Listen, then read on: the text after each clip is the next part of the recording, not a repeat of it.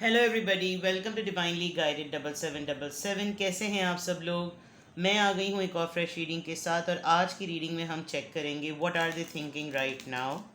क्या सोच रहे हैं आपके पर्सन इस वक्त। ये टाइमलेस जनरल और कलेक्टिव रीडिंग होगी। जब कभी भी आपकी नज़र से गुजरेगी, आपका उस वक्त का मैसेज होगा। मैसेज वही लीजिएगा जो आपको अपनी सिचुएशन से मैच करता हुआ लगे। टैरो में ये मैसेजेस आए हैं, सब अपने ऊपर इम्पोज मत कर लीजिएगा और इनकी बेसिस पर कोई फाइनल डिसीजन भी मत बनाइएगा। हमेशा अपनी प्राइवेट रीडिंग लें, मुझसे लें या किसी और से लें, और जब आपको तसल्ली हो जाए कि आपने तमाम इन्फॉर्मेशन गैदर कर ली है, तभी किसी कंक्लूजन पर पहुँचें। चलिए जी, क्या सोच रहे हैं आपके पर्सन। चेक करते हैं किस तरह की सोचें आ रही हैं। Queen of pentacles, taurus, Virgo, Capricorn.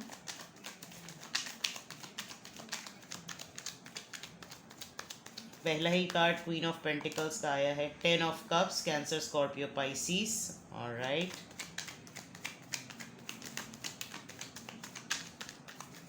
काफ़ी हावी हैं आप इनके माइंड पे। 10 स्टार।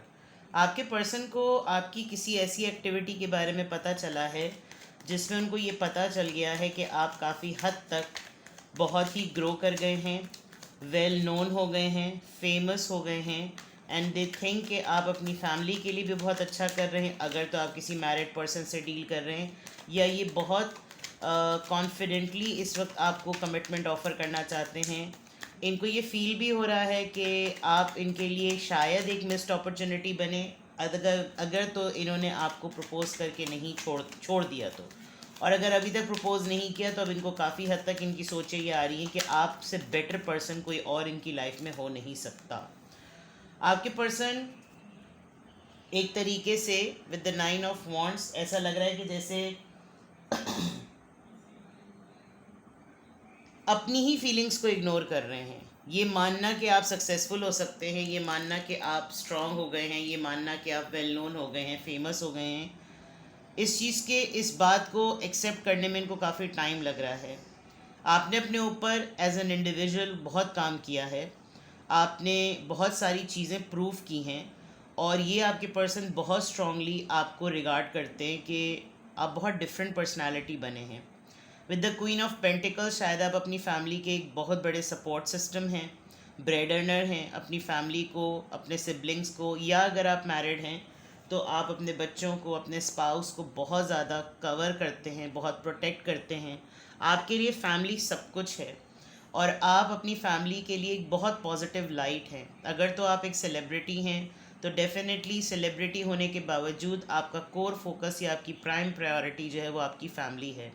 कमिटमेंट, फैमिली, स्टेबिलिटी, खुशियाँ और तरबियत, फैमिली टाइम, मी टाइम, हर चीज़ आपके लिए बहुत मैटर करती है। आपका एक स्टाइल है जो आपके पर्सन बहुत ज़्यादा सोचते हैं, आपके बारे में इस तमाम चीज़ों को सोच रहे हैं कि कहीं से कोई ख़बर मिले, कहीं से कुछ पता हो, कहीं से आपको देखें, किसी तरह से आपको देखें। जो लोग आपके मुतालिक बता रहे हैं शायद उनके लिए ये अचंभे वाली बात है, अगर तो आप लोग नो कांटेक्ट में हैं तो। और अगर कहीं से आपके बारे में वाकई आपने भी इनको कुछ बताया है तो इनके लिए यकीन करना थोड़ा मुश्किल है कि ये कैसे हो सकता है। और शायद इनको यकीन वाकई नहीं था कि आप इस तरह से उभर के वापस आएंगे। मुझे हिकअप्स, हिचकियाँ लग रही हैं। बहरहाल आपके पर्सन क्या सोच रहे हैं, आपकी नर्चरिंग एबिलिटी को, आपकी खूबसूरती को, आपकी ग्रोथ को, आपकी स्टेबिलिटी को, आपके फाइनेंशियली स्टेबल होने को, कि आप किस तरीके से प्रैक्टिकल लाइफ और फैमिली लाइफ को कैरी करते हैं, अपनी फैमिली को सपोर्ट करते हैं। ये तमाम चीज़ें काफ़ी, यानी आपको जैसे कि तारीफ़ करना, तारीफ़ी कलामात जिसको कहना चाहिए, काफ़ी नज़र आ रहे हैं। आपके बारे में मुझे सोचते हुए बहुत स्ट्रॉन्ग नज़र आ रहे हैं, और अगर उनकी तरफ से ख़ुद उनको ही एज अ पर्सन देखा जाए कि उनकी क्या सोचें हैं, तो डेफिनेटली ऐसा लग रहा है कि जैसे अपनी स्टेबिलिटी, अपनी फाइनेंशियल स्टेबिलिटी, जिसमें उनकी फैमिली को हर तरह से सपोर्ट मिले, सुकून मिले, प्लेजर मिले, लग्जरीज़ मिलें, वो उनकी तमाम आसाइशें पूरी करें, तो यकीनन वो कोई ऐसा काम करें जिसमें उनको हार महसूस ना हो।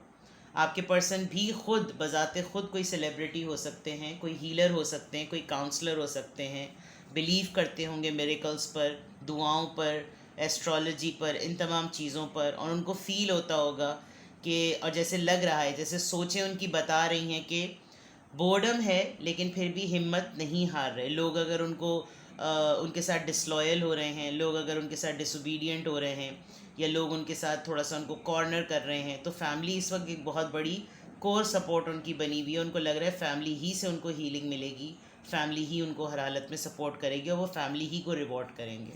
ठीक है, फैमिली एक बहुत बड़ा की वर्ड है आपके पर्सन के माइंड में। जो कुछ भी वो इस वक्त सोच रहे हैं, उनके लिए थीम आप समझ लीजिए, family is the most important thing.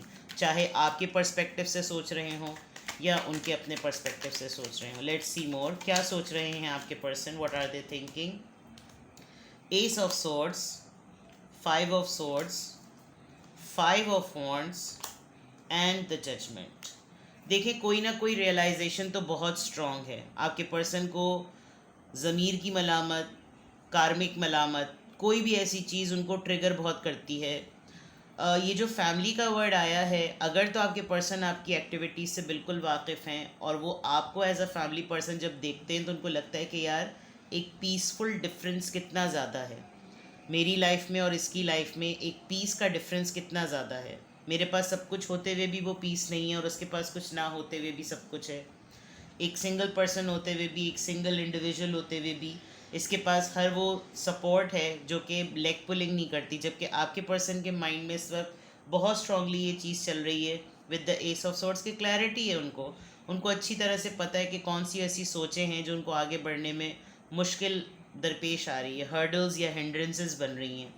Plus कौन लोग हैं जो इस वक्त उनकी लेग पुलिंग कर रहे हैं, कोई आगे नहीं बढ़ने दे रहा, कोई जाने नहीं दे रहा, कोई ग्रोथ नहीं दे रहा, कोई क्लैरिटी। बिल्कुल लोगों की पहचान की फॉर्म में बिल्कुल सही है। 5 एट अ टाइम आया है, इसका मतलब एक शिफ्ट भी है, और वो शिफ्ट ऐसा है कि जैसे उनको लग रहा हो कि now I give up.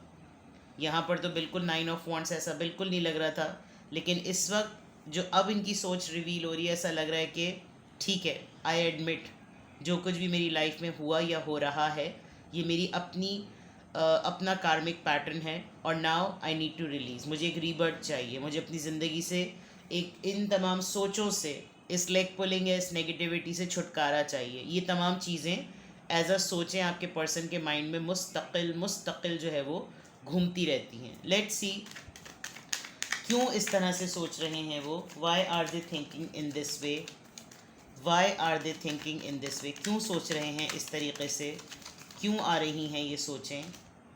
The hierophant, किसी मैरिड पर्सन से आप डील कर रहे हैं। 8 ऑफ वॉन्ड्स, आपके साथ इनकी कम्युनिकेशन नहीं है, बिल्कुल क्लियर लग रहा है नहीं है। 7 ऑफ कप्स, उलझन में है ये, चॉइस नहीं बना पा रहे, यूनियन चाहते हैं आपसे। किसी मैरिड पर्सन से डील कर रहे हैं, आप लोगों का कास्ट डिफरेंस हो सकता है, एज डिफरेंस हो सकता है। ये जो कार्मिक रियलाइजेशन इनको हो रही है, जिसमें इनको लग रहा है कि हाँ they have not dealt you the way you deserve, तो ये आपसे बात करना चाहते हैं और कम्युनिकेशन को इसलिए ओपन करना चाहते हैं कि लाइफ में एक डायरेक्शन चाहिए है। बहुत सारी ऑप्शंस, बहुत सारे झंझट ज़िंदगी के खुले हुए हैं। अगर आपसे बात करेंगे, अगर आपसे कम्युनिकेट करेंगे, तो इनकी लाइफ में जॉय आएगा, खुश होंगे ये, हैप्पी। आपको सोच के जब ये खुश हो रहे हैं, तो सोचें जब ये एक्चुअली आपसे बात करेंगे तो ये कितना खुश होंगे। तो क्यों आ रही हैं ये तमाम सोचें, व्हाट आर द थिंकिंग की बात, ये क्यों उनको सोचना पड़ रहा है, क्योंकि जो इनको कारमा हिट कर रहा है उसमें ऐसा स्ट्रॉन्ग फील हो रहा है कि ये अपने आप को आपसे कंपेयर करते हैं, और ये सोचों की हद तक है।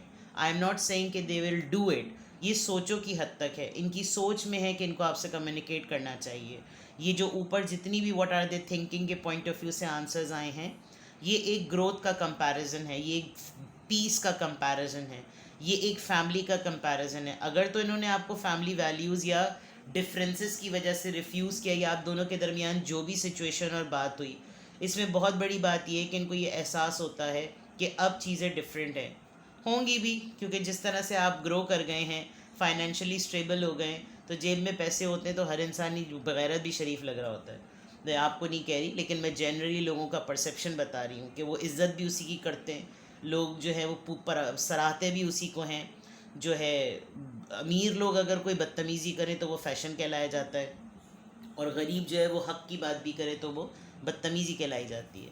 तो शायद ये इस तरह के कुछ कड़वे फेजेस आपने अपनी ज़िंदगी में देखे हैं, और अब जिस तरीके से स्टेबिलिटी है, तो शायद आपके पर्सन का परसेप्शन आपके लिए थोड़ा सा एरोगेंट और प्राइड वाला भी बन गया हो, लेकिन इन एनी वेज जो सोचें ये इनके आ रही हैं, वो इस बात को प्रूव करती हैं कि ये डिफरेंसेस का अंदाज़ा इनको अब हो रहा है। हाँ डिफरेंट थी आप, हाँ डिफरेंट थे आप इनसे, या ये आपसे डिफरेंट थे, कल्चरल, सेक्टेरियन, रिलीजियस, कुछ भी था, लेकिन as an individual, as a human being आप एक बहुत डिफरेंट पर्सन थे, बड़े सपोर्टिव। इनको शायद आपने बहुत फैमिली फील कराया हो, इंक्लूसिव फील कराया हो। अगर आप लोग अभी साथ हैं, 8 ऑफ वॉन्ड्स से मुझे नहीं लग रहा आप लोगों के दरमियान इस वक्त बातचीत हो रही है, लेकिन जिनकी हो रही है तो शायद ये डिफरेंसेस के साथ ही आप लोग चलते हैं, और ये सारी बातें आपके पर्सन इस वक्त सोच रहे हैं, कंफ्यूज हैं। ये भी अपनी लाइफ में वो ग्रोथ, वो डायरेक्शन सेटल करना चाहते हैं, लेकिन डिसीजन नहीं ले पा रहे हैं। तो आपके साथ एक जॉयश मोमेंट गुजारना चाहते हैं, आपसे बात करके हो सकता है कोई प्लान बनाए, और हो सकता है वो आपसे ये बात कहें कि कहीं मिलते हैं और मिल के कुछ हल्ला गुल्ला करते हैं, थोड़ा इन्जॉय करते हैं, बहुत बोर्डम हो गया, बहुत खामोशी हो गई, लेट्स प्लान।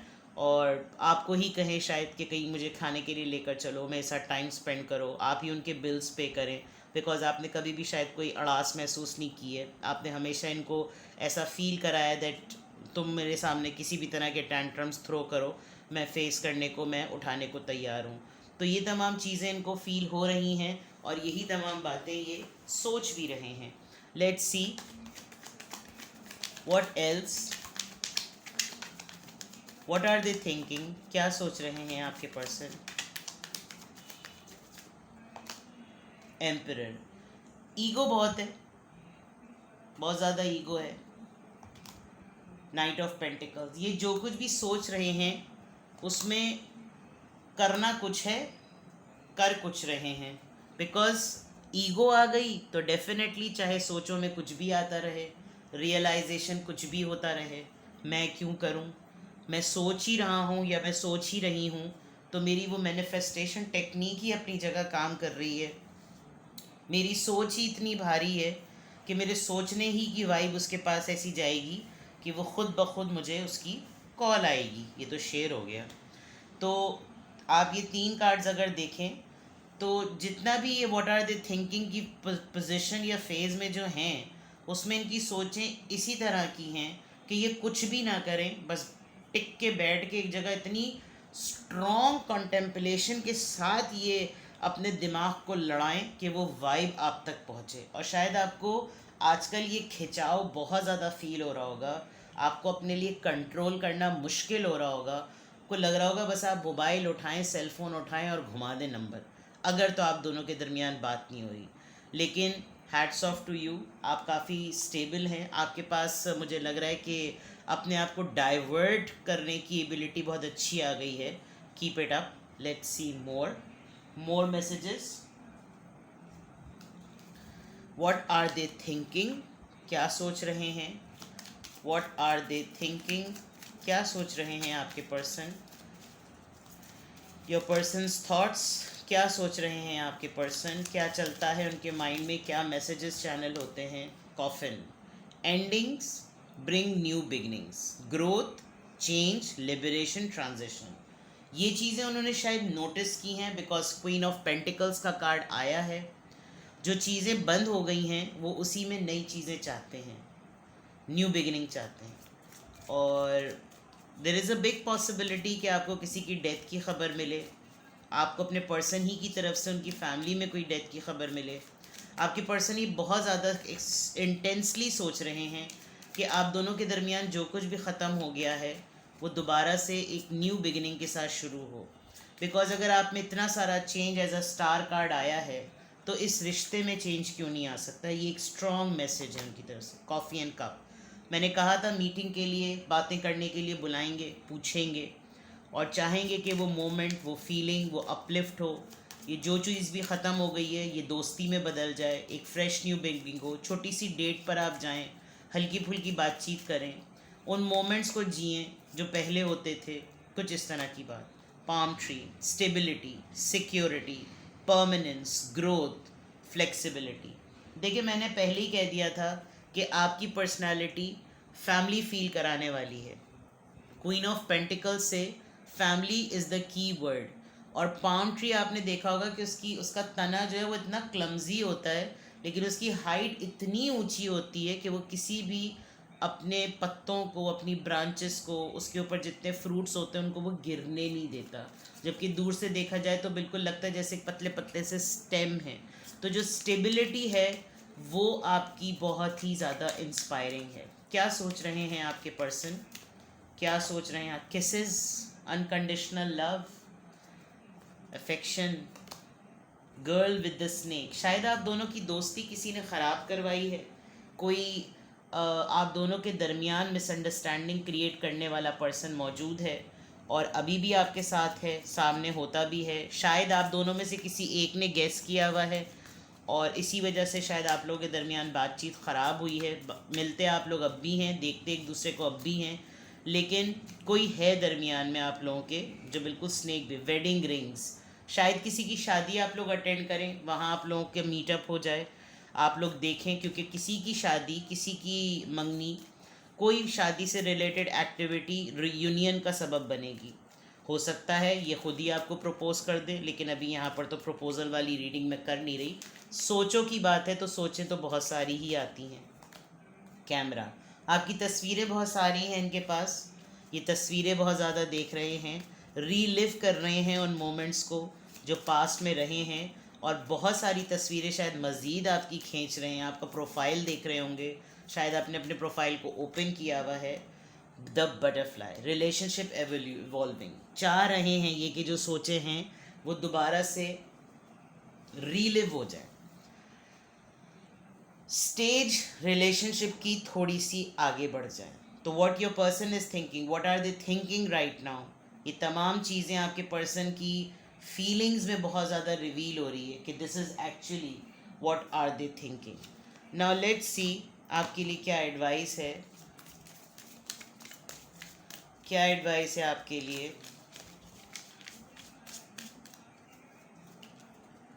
क्या एडवाइस है आपके लिए।